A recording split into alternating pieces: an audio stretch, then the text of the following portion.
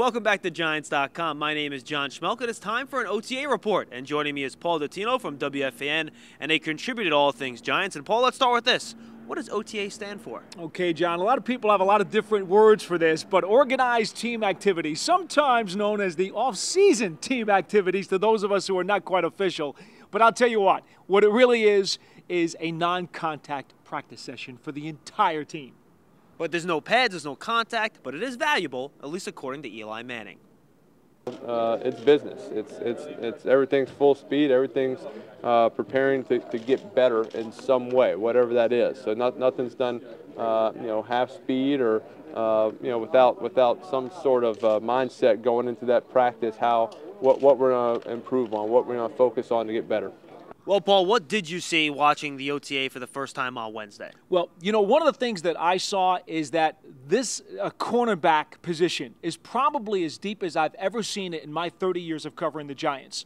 There are so many guys who can play this position on this team. Now, Brian Witherspoon went down for the second straight year with an ACL injury, so that's not good for him. And again, it's not official yet, but Coach Coughlin said in his press conference it does not necessarily look very good for him. No, it does not. And last year, you'll recall, the Giants at one point had 6 corners go down with various injuries, John.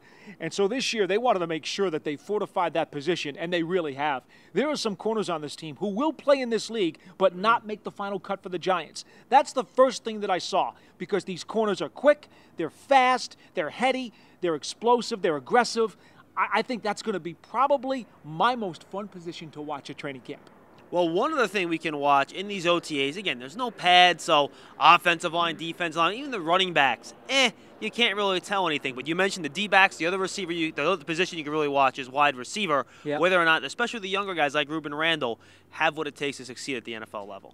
John, we watched rookie minicamp just a short time ago, and I thought that Randall immediately made a very strong impression. I think he continued to do that here in the OTAs.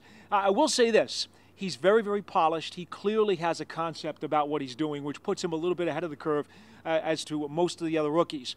What you really need to see now, John, is what's going to happen with some of those other guys who are trying to hold roster spots. Is Dominic Hickson really back from his 2 ACL injuries? Is Ramses Barden finally able to step up and deserve a roster spot that he's basically kind of coasted along with for the first few years of his career? And finally, Paul, we had a little taste of what we're going to see on punt returns. Guys were lining up in that position today. Yeah, it was funny because Hickson took a few of them.